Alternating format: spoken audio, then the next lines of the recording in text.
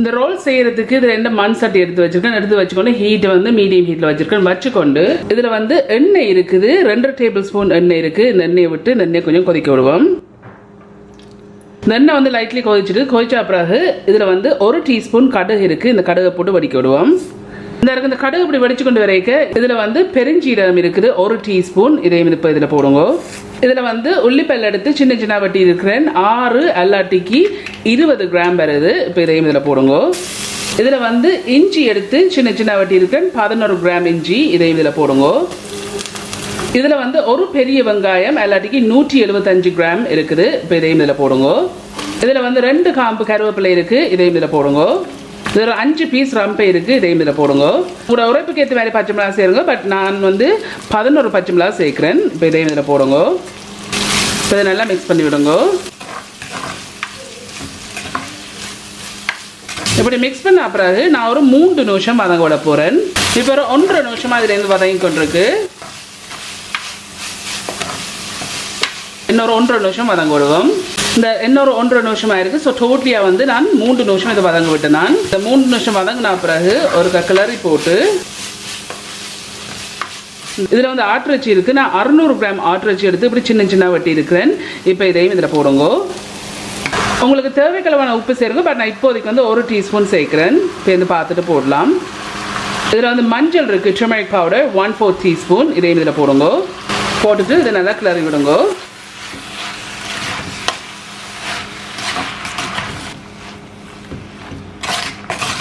இந்த இருக்குது இப்படி நான் மிக்ஸ் பண்ணியிருக்கேன். மிக்ஸ் பண்ண பிறகு இதை நான் மூடி போட்டு ஒரு 10 நிமிஷம் மீடியம் ஹீட்லேயே அவிய விட போகிறேன். இடக்கடை வந்து மிக்ஸ் பண்ணி விடுங்க. இப்போ ஒரு 5 நிமிஷமாக இதுலேருந்து அவிஞ்சோன்று இருக்குது. திறந்துட்டு ஒருக்கா மிக்ஸ் பண்ணி விடுங்க.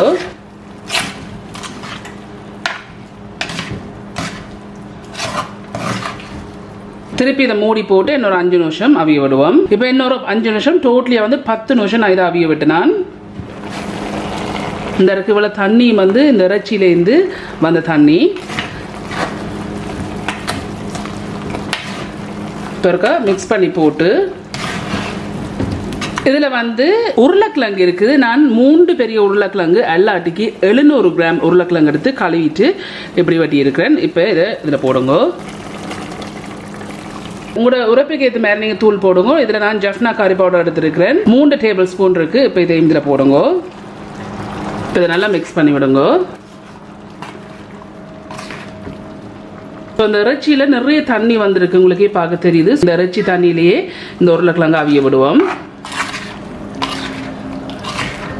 இந்த இருக்கு இப்படி மிக்ஸ் பண்ணியிருக்கேன். மிக்ஸ் பண்ண அப்புறம் ஹீட்டை கொண்டு வந்து மீடியத்துலேருந்து கொஞ்சம் குறைச்சி வச்சிருக்கேன். குறைச்சி வச்சுட்டு இதை மூடி போட்டு ஒரு 15லேருந்து 20 நிமிஷம் அவிய விடும். இடக்கடை வந்து கிளறி விடுங்க. இப்போ ஒரு 5 நிமிஷமா இதுலேருந்து அவிஞ்சோன்னு இருக்குது.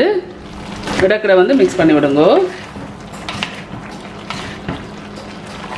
உப்பை வந்து செக் பண்ணி பாருங்க. திருப்பி இதை மூடி போட்டு ஒரு 15 நிமிஷம் நல்லா அவிய விடுவோம். சரியா 15 நிமிஷமா இதுலேருந்து அவிஞ்சோன்னு இருக்குது. இடக்கடை மிக்ஸ் பண்ணி விடுங்க.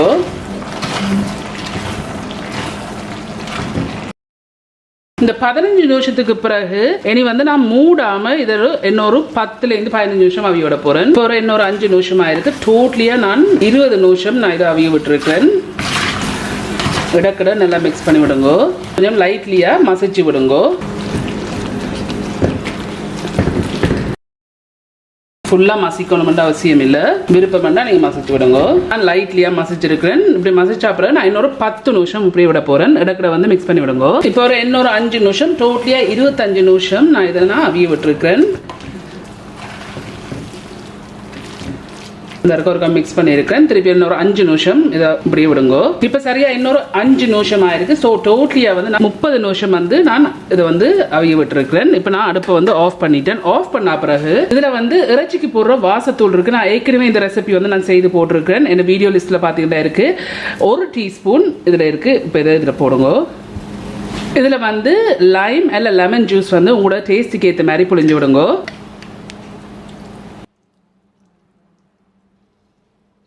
இப்போ இதை நல்லா மிக்ஸ் பண்ணி விடுங்க.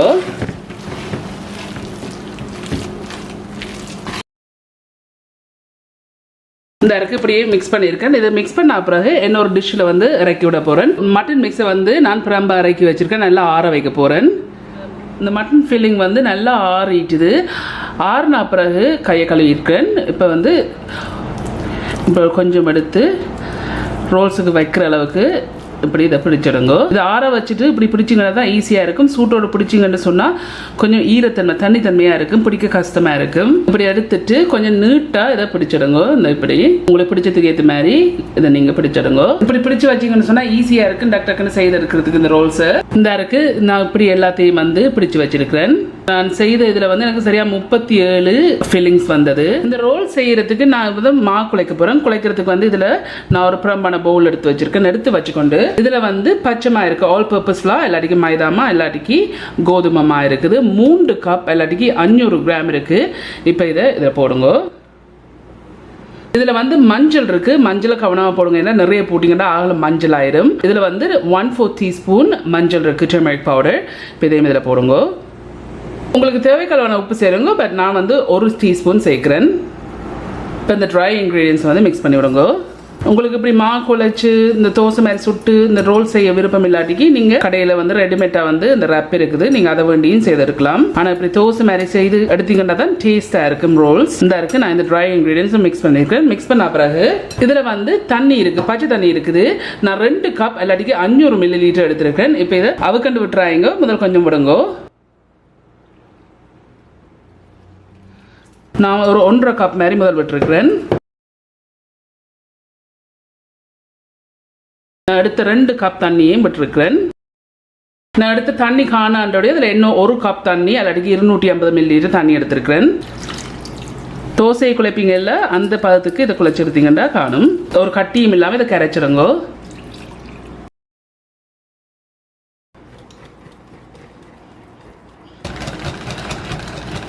3 கப் தண்ணி எல்லாட்டிக்கு 750 ml தண்ணி தாராளமாக காணும். இந்த இப்படி ஒரு தோசை பதத்துக்கு நான் இதை கரைச்சிருக்கிறேன்.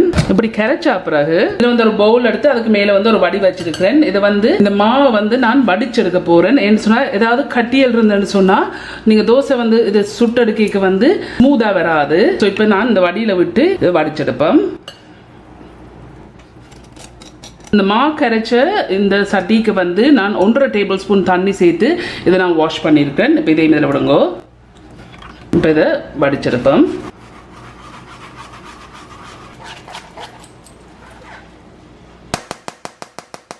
இந்த இருக்குது இந்த மாவு வந்து நான் இந்த வடியில் போட்டு இந்த அப்படி வடிச்சிருக்கிறேன். இந்த குட்டி குட்டி கட்டியல் இருக்குல்ல, ஸோ இதால் தான் நான் இதை வடிச்செடுத்தேன். நீங்கள் கட்டி இல்லாமல் நல்லா கரைச்சிங்கன்னு சொன்னால் நீங்கள் இப்படி வடிக்க தேவையில்லை. இந்த நல்லா ஸ்மூத்தாக இதை நான் கரைச்சிருக்கிறேன். ஸோ இதை கரைக்கிறதுக்கு நான் டோட்டலியாக வந்து 3 கப் ப்ளஸ் 1.5 டேபிள் ஸ்பூன் தண்ணி விட்டு இதை நான் கரைச்சிருக்கிறேன். இந்த இருக்கு நான் கரைச்சி வச்சிருக்க மா இருக்குல்ல, இந்த மாவில் இருந்து நான் இதுலேருந்து 1.5 டேபிள் ஸ்பூன் வந்து பிரம்ப எடுத்து வைக்க போகிறேன்னு சொன்னால் நாங்கள் இந்த ரோல்ஸை வந்து சீல் பண்ணுறது கொஞ்சம் தேவை. ஸோ அப்போ அதால் நான் கொஞ்சம் பிரம்ப எடுத்து வைக்கிறேன். இந்த இருக்கு இப்படி நான் இதை பிரம்ப எடுத்துருக்கிறேன். அதே கரைச்ச மாவுலேருந்து 1 கப் நான் பிரம்ப எடுக்க போகிறேன்னு சொன்னால் நாங்கள் இதை வந்து பொறுக்கிக்கு வந்து தோச்சு எடுக்கிறதுக்கு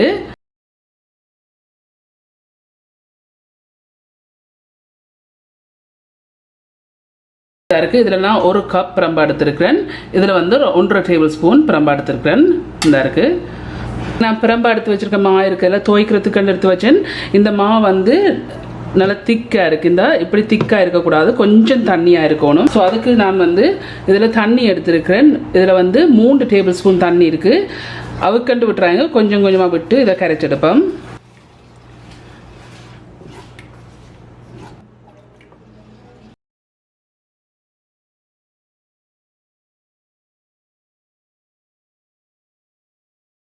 இந்த இருக்கு நான் 3 டேபிள் ஸ்பூன் தண்ணி விட்டு இந்த இப்படி கரைச்சிருக்கிறேன். ஆகலும் திக்காக இருக்கக்கூடாது.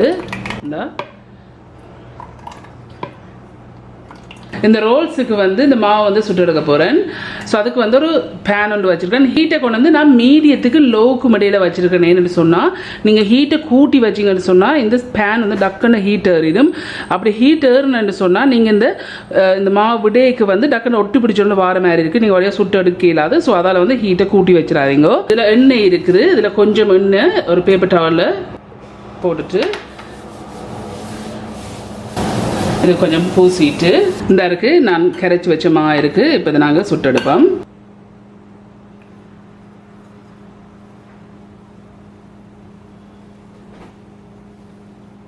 ஆகலம் ஹீட்டை கூட்டி வச்சிங்கன்னு சொன்னால் அந்த இப்படி ஸ்மூத்தாக நீங்கள் சுட்டு எடுக்க மாட்டீங்க. இப்படி ஒரு 30 செகண்ட்ஸ் ஆயிருக்கு. 30 செகண்ட்ஸ் பிறகு இதை இறக்கிடுங்க. நீங்கள் இதை வந்து உடனே சுட்டு செய்து எடுத்தீங்கன்னு சொன்னால் உங்களுக்கு ஈஸியாக இருக்கும். அப்படி இல்லை நீங்கள் இந்த தோசையை செய்து போட்டு தான் இந்த ரோல்ஸை செய்ய போகிறேன்னு சொன்னால் தோசையை வந்து சூட்டோடு வந்து ஒன்றுக்கு மேலே ஒன்றா அடுக்கிறாங்கன்னு சொன்னால் திருப்பி வந்து நீங்கள் எடுக்கேக்கு வந்து பிஞ்சிடும். ஸோ அதால் பரம்பாக எடுத்து வைங்கோ.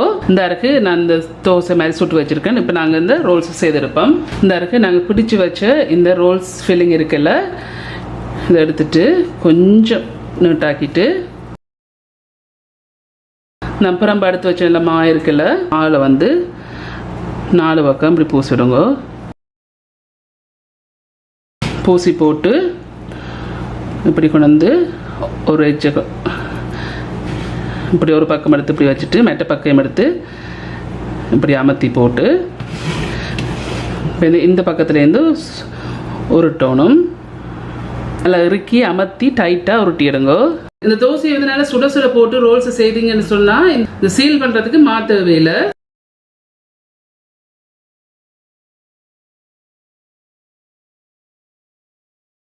இந்த இருக்கு நான் இந்த ரோல்ஸ் எல்லாம் வந்து இப்படி சுற்றி வச்சிருக்கிறேன். இப்போ நீங்கள் சிலவையில் வந்து நீங்கள் தோசை மாவு வந்து ஊத்தைக்கு வந்து 4 மெல்லிஸா இருந்தேன்னு சொன்னால் சான்ஸ் வந்து இப்படி வெடிக்கும். இப்படி வெடிச்சோன்னு சொன்னால் யோசிக்காயங்கோ. இதுக்கு நீங்கள் வந்து என்ன செய்கிறேன்னு சொன்னால் நான் அந்த சீல் பண்ண எடுத்து வச்ச மாவு இருக்குல்ல, அதை கொஞ்சம் இதுக்கு மேலே போட்டுட்டு இந்த இப்படி பூசிட்டு இந்த இருக்குது இந்த பிஞ்சதுக்கு வந்து நான் இந்த மாவால் வந்து பூசி இருக்கேன். பூசினா பிறகு ஒரு சூடான தாச்சியில் வந்து இப்படியே கவிட்டு வைங்கோ சீல் ஆகிறதுக்கு. இந்த இருக்குது நான் ஒரு 30 செகண்ட்ஸ் இப்படியே வச்சு நான் இந்த இப்படி சீல் பண்ணியிருக்கு. ஸோ உங்களுக்கு அப்படி பிஞ்சிட்டுன்னு சொன்னால் யோசிக்காதீங்க. இப்படி மாவு பூசி போட்டு ஒரு பேனில் தூக்கி வச்சிங்கன்னு சொன்னால் சீல் ஆயிடும். இந்த இருக்குது இதில் வந்து நான் ரஸ்க் எடுத்துருக்கேன். நான் பாவிக்கிற வந்து ஃப்ளேவர்டான ரஸ்க் இருக்குது. இதில் வந்து நாங்கள் கரைச்சி வச்ச மாவு இருக்குது துவைக்கிறதுக்கு. இப்போ ஒரு ரோல்ஸ் எடுத்துட்டு முதல் மாவில் போட்டு நல்லா துவையுங்கோ. இந்த இப்படி துவைச்சா பிறகு ரஸ்கில் போட்டு இதை பிரட்டி எடுப்போம்.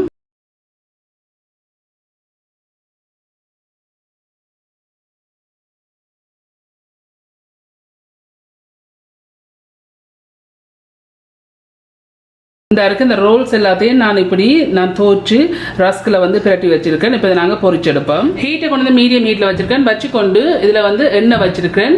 இந்த எண்ணெய் கொதிச்சுட்டு இப்போ இந்த ரோல்ஸ் வந்து பொரிச்செடுப்போம். எண்ணெய் கொதிக்காமல் ரோல்ஸை போடுறாங்கன்னு சொன்னால் எண்ணெயை வந்து இழுத்து பிடிச்சிடும் கொதிக்காமல் போட்டிங்கண்டா.